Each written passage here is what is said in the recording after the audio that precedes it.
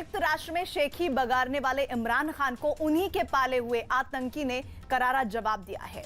भारतीय सेना के सामने सरेंडर करने वाले पाकिस्तानी आतंकी अली बाबर ने आईएसआई और पाक फौज से अपील की है कि वो युवाओं को बरगलाना, दहशतगर्दी की भट्टी में झोंकना बंद करे।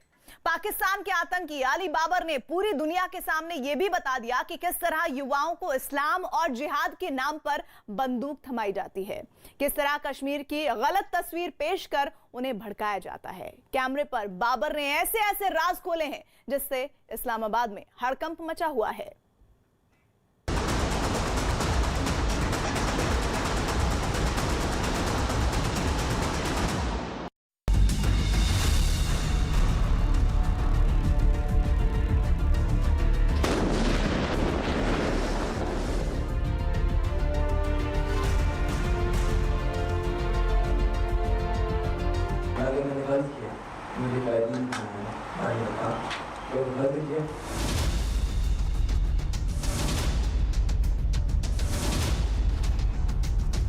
भारत ने पाकिस्तान का आतंकी चेहरा एक बार फिर बेनकाब कर दिया। जम्मू कश्मीर के उरी में 2016 की तरह आतंकी हमले की साजिश को नाकाम कर दिया। भारतीय सेना ने पीओके के मुजफ्फराबाद से टेरर की ट्रेनिंग लेकर कश्मीर की जमीन पर पैर रखने वाले एक आतंकी को जहन्नुम पहुंचा दिया। हथियारों और गोला बारूद का जखीरा बरामद किया।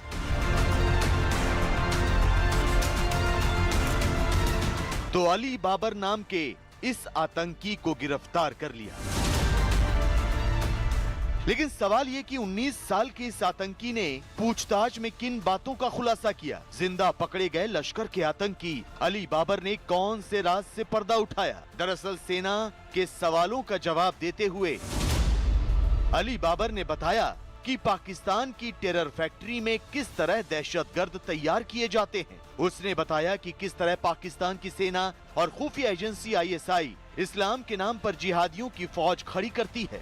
अली बाबर ने कबूल किया कि पाकिस्तान परस्त आतंकी संगठन कश्मीर के युवाओं को बरगलाकर अपने पाले में करने की साजिश रच रहे हैं। अली बाबर का कबूलनामा सुनाने से पहले आपको पूरी स्टोरी बताते हैं। दरअसल पाकिस्तान के पंजाब प्रांत के रहने वाले अली बाबर ने अपने 5 आतंकी दोस्तों के साथ 18 सितंबर को एलओसी पर घुसपैठ की कोशिश की थी। घुसपैठ के दौरान पाकिस्तान सेना ने भारतीय चौकियों पर फायरिंग भी की थी, लेकिन भारतीय सेना ने न सिर्फ इस फायरिंग का माकूल जवाब दिया, बल्कि घुसपैठ की कोशिश कर रहे आतंकियों पर भी गोलियां बरसानी शुरू कर दी। डर के मारे अली बाबर के 4 साथी वापस पाकिस्तान की तरफ भाग गए, लेकिन वो और उसका दोस्त कारी अनस भारतीय सीमा में फंस गया और दोनों एक नाले में कूद गए। इस दौरान कारी अनस भारतीय सेना पर फायरिंग करने लगा, मगर सेना ने जब जवाबी कार्रवाई की तो वो मारा गया। अली बाबर की माने तो वो अपने साथी की मौत से डर गया और उसने सेना के सामने सरेंडर कर दिया। पाकिस्तानी जो पाकिस्तानी जो हमारी कभी पार्टी बैठी थी, उन्होंने हिंदुस्तानी आर्मी पर फायर खोला तो फायर हुआ तो मैं डर गया। तो मैंने सामने खाई नहीं डालना कि तो मैं बैठ गया। जो मेरे साथ ऑडियंस मारा गया उसने भी इन हिंदुस्तानी आर्मी को फायर खोला। फायर किया तो जो हमारे दूसरे साथी जो छोड़ने आए थे, लेकिन तो दुकान के 2 लड़के भी अंदर आना था, वो भी पीछे 4 लोग पीछे आने बाकी और हम 2 अंदर के अंदर कर गए थे। तो बाद में हम फैसला किया कि हम वापस चलते हैं, आगे नहीं जाना। फायर हो गया। तो फायर होने के बाद हम जब वापस निकले देखा तो हिंदुस्तान आर्मी ने इलाके को घेरा और सील कर लिया था। सील करने के बाद उन्होंने ऐलान किया, जो खड़ा था उन्होंने ऐलान किया क्लब का कि अपने आप को हमारे वाले कर दो, हम कुछ नहीं थे। लेकिन जो मेरे साथ अनस भाई था, वो पुराना बंदा था, उसने फायर कर मारा गया। हिंदुस्तानी आर्मी के जवान को फायर किया, फायर मारा उसने। फिर दुआबी कार्रवाई में हिंदुस्तानी आर्मी ने फायर खोला, उसमें 7 लोग आदमी था, उसको तो मार गिराया।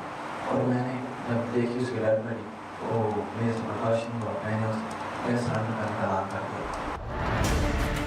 ये तो हुई हाफिज सईद के आतंकी गुर्गे अली बाबर के पकड़े जाने की कहानी। लेकिन आपको ये जानकर हैरानी होगी कि महज 17 साल की उम्र में ही अली बाबर ने बंदूक उठा ली थी। पाकिस्तान की खुफिया एजेंसी ने उसे बहकाया और जिहाद के नाम पर लोगों का खून बहाने की ट्रेनिंग दी। अली बाबर के मुताबिक उसे इस्लाम और मुसलमान के नाम पर उकसाया गया। आतंकी बाबर ने बताया कि अपने पिता को जल्दी खो देने की वजह से गरीबी के कारण उसे गुमराह किया गया और लश्कर तैयबा में शामिल होने का लालच दिया गया। गरीबी से बचने के लिए बाबर ने 7वीं के बाद पढ़ाई छोड़ दी और 2019 में पीओके के गढ़ी हबीबुल्ला कैंप में 3 हफ्ते की ट्रेनिंग के बाद 2021 में दोबारा आतंक की ट्रेनिंग ली। ट्रेनिंग के दौरान उसे बताया गया कि इस्लाम खतरे में है। उसे ट्रेनिंग के दौरान कश्मीर में मुसलमानों के खिलाफ किए जा रहे अत्याचारों से जुड़े नकली भाषण भी सुनाए गए।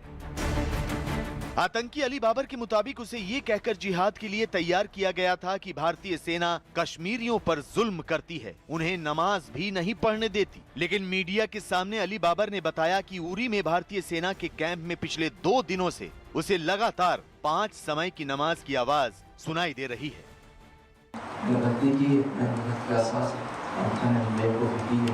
तो मैंने पकड़ा तो उसके कैंप में लेके आ रहे थे ना, वहाँ भी बाजार से गुजरे तो मैं लोगों को देखा कश्मीर में कुछ बात हंस रहे थे पता ना हो। तो मैंने देखी इधर तो कोई ऐसा मसला नहीं, जैसे हम पाकिस्तान में बताया गया था ईसाई लश्कर दारा मचाया था, उधर कौन खराब हुआ हिंदुस्तान मुसलमान करके मुसलमानों पे मारती है बीटती है, आज पर कौन खराब हुआ अल्लाह नहीं होने देती मुसलमानों की।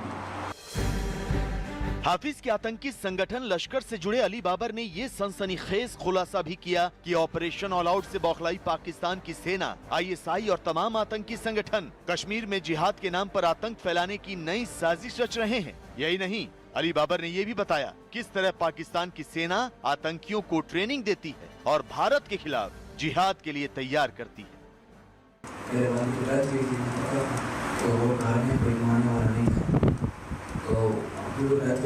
मैं उस दिन से मैंने काम करना शुरू किया। तो मैं 4 रोज चला गया फैक्ट्री में काम करने के लिए। तो उधर एक आसमान में लड़का था जिसके साथ मैं कॉन्टैक्ट और बात की थी। तो उसके साथ वो लश्कर तैयबा के लिए 22 साल के लड़के इकट्ठे करता काम करता था। तो मुझे नहीं पता था। तो उसने मेरे से बात हुआ कि जो ऐसे थी तो उसने ऐसे भी 20,000 रुपया दिया और मुझे बोला कि यहाँ पे ले जा उसने मुझे 20,000 रुपया दिया, 20,000 रुपये मैंने घर भेज दिया। उसके बाद मुझे उसने आईएसआई के हवाले किया। आईएसआई ने मुझे अपना केस आर्मी का केस ट्रेनिंग सेंटर और मास्टर था गढ़ी बिजला के पास है, उधर मुझे ट्रेनिंग दी। पाकिस्तान आर्मी के 22 सूबेदार था, उसने ट्रेनिंग दी। ट्रेनिंग के लिए हमने एक को जो फायर करें फायर और दूसरी पिस्टल का फायर में फायर कैसे करता। अली बाबर से हुई पूछताछ के बाद ये भी साफ हो गया कि उसके साथ लश्कर के कौन-कौन से आतंकी खूनी खेल खेलने की तैयारी करके भारतीय सीमा में दाखिल होना चाहते थे। अली बाबर के मुताबिक 6 आतंकियों की इस टोली में 33 साल का अतीकुर रहमान उर्फ कारी अनस शामिल था, जो मारा गया। कारी अनस पाकिस्तान के पंजाब प्रांत का रहने वाला था। इसके अलावा पंजाब प्रांत के फैसलाबाद का रहने वाला 24 साल का तैयब, फैसलाबाद का ही रहने वाला 22 साल का अबू बकर सल्फी और लाहौर का ही रहने वाला एक सरकारी स्कूल का टीचर 27 साल का उस्मान उर्फ अबू सलारिया भी शामिल था। पहली बार अली बाबर पात्रा पकड़ा गया है, ये पहली बार नहीं है, ये बार बार हो रहा है। ये स्टोरी दोबारा से दोबारा दोहराई जा रही है कि पाकिस्तान जो है, जो पुअर यूथ हैं पाकिस्तान ऑक्यूपाइड कश्मीर, मीरपुर, मुजफ्फराबाद, कोटली और पंजाब से, उनको पिकअप करता है, उनको पैसे के लालच में उनको इंट्रोगेट करता है, उसके बाद उनका ब्रेन वॉश करता है और उसके बाद उनकी ट्रेनिंग करा के और वो उसको भारत के अंदर भेजा जाता है और उनको बताया जाता है कि वहाँ पर इस्लाम खतरे में है। पाकिस्तान का कच्चा चिट्ठा खोलने के बाद आतंकी बाबर ने पाकिस्तान की सेना, आईएसआई और लश्कर से अपील की है कि वो भोले भाले लड़कों को जिहाद के लिए ना उकसाए। लेकिन सवाल तो ये कि क्या अली बाबर को आतंकी पाठशाला में भर्ती होने से पहले आईएसआई और लश्कर के बारे में कुछ भी पता नहीं था? और दूसरा सवाल ये कि उसकी अपील के बाद क्या पाकिस्तान आतंकियों के हाथ मजबूत नहीं करेगा? दोनों सवालों के जवाब पूरी दुनिया को पता है। ना आतंकी सुधरेंगे और ना आतंकियों का रहनुमा पाकिस्तान। आतंकी बाबर के कबूलनामे से एक तरफ इमरान खान की पेशानी पर बल पड़ गए हैं, तो वहीं दूसरी तरफ अमेरिका ने भी पाकिस्तान पर प्रतिबंध लगाने की पहल कर दी है। अमेरिका के 22 सांसदों ने तालिबान और पाकिस्तान के खिलाफ कार्रवाई के लिए एक विधेयक पेश किया है। इस विधेयक से बाइडेन प्रशासन पर पाकिस्तान को प्रतिबंध करने का दबाव बढ़ गया है। खास बात यह है कि खुद जो बाइडेन भी अफगानिस्तान में पाकिस्तान के किरदार से नाराज हैं।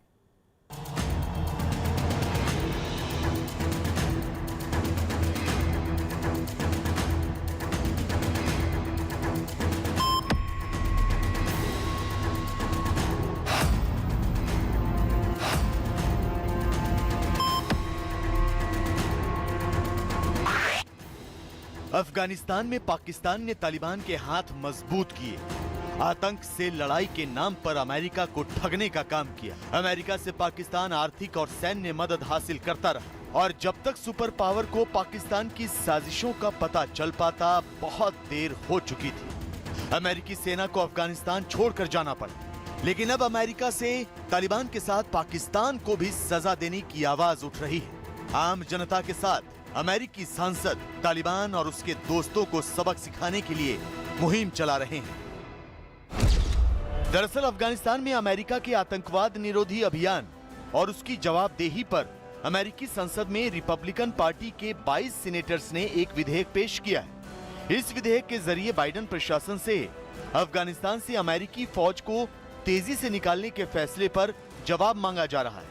तो वहीं दूसरी तरफ पाकिस्तान की अफगानिस्तान में भूमिका की भी जांच कराने की मांग की जा रही है। इस विधेयक में मांग की गई है कि अफगानिस्तान के तालिबान में नियंत्रण से पहले और बाद में पाकिस्तान की भूमिका की जांच होनी चाहिए। इसके साथ ही पंजशीर घाटी में तालिबान के हमले को लेकर भी पाकिस्तान के किरदार की जांच करने की मांग की गई।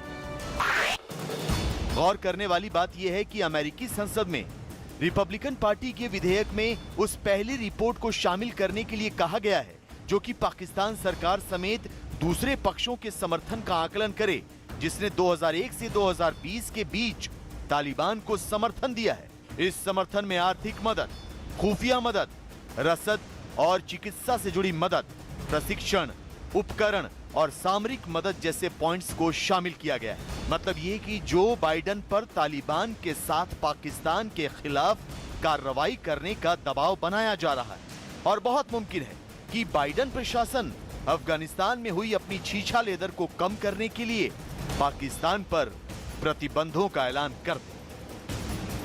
यदि बाइडेन एडमिनिस्ट्रेशन इस बिल के पास हो जाने के बाद किसी जांच को करता है तो उसमें पाकिस्तान की भूमिका की विशेष रूप से जांच करानी होगी और जाहिर है कि पाकिस्तान की भूमिका बहुत ही स्पष्ट है। पाकिस्तान ने अफगानिस्तान के मामलों में लगातार इंटरवीन करने का कार्य किया है और अब तो ये इंटरवेंशन पाकिस्तान खुलेआम करने लगा है। ऐसे में आने वाले समय में बाइडेन एडमिनिस्ट्रेशन पाकिस्तान के ऊपर कड़े आर्थिक प्रतिबंध लगा सकता है, जिसकी की मांग इस बिल में की गई है। अमेरिका के 22 सांसदों ने जैसे ही विधेयक पेश किया, इस्लामाबाद में हड़कंप मच गया। इस विधेयक पर पाकिस्तान की मानवाधिकार मंत्री शिरीन मजारी ने नाराजगी जाहिर करते हुए कहा कि पाकिस्तान को आतंक के खिलाफ लड़ाई में एक बार फिर अमेरिका का साथी बनने की भारी कीमत चुकानी पड़ेगी। उन्होंने ट्वीट किया कि 20 सालों तक अमेरिका और नाटो शक्तिशाली आर्थिक और सैन्य रूप से मौजूद रहा। अब जब बिना स्थायी शासन संरचना के वो अराजकता छोड़ गया है, तो पाकिस्तान को इस नाकामी के लिए बलि का बकरा बनाया जा रहा है। ये कभी भी हमारा युद्ध नहीं था।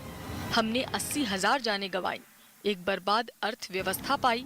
हमारे अमेरिकी साथियों ने 450 से ज्यादा ड्रोन हमले किए और हमारे आदिवासी इलाकों और लोगों पर इन हमलों के विनाशकारी परिणाम सामने आए। अब बहुत हो चुका। ये समय है कि अफगानिस्तान में रही ताकतों को अपनी नाकामियों को देखना चाहिए, ना कि पाकिस्तान को निशाना बनाना चाहिए। भले ही शिरीन मजारी अपनी सरकार का बचाव कर रही हूं, लेकिन अमेरिका समेत पूरी दुनिया को समझ आ चुका है कि पाकिस्तान एक आतंकी मुल्क है और इस आतंकी मुल्क पर न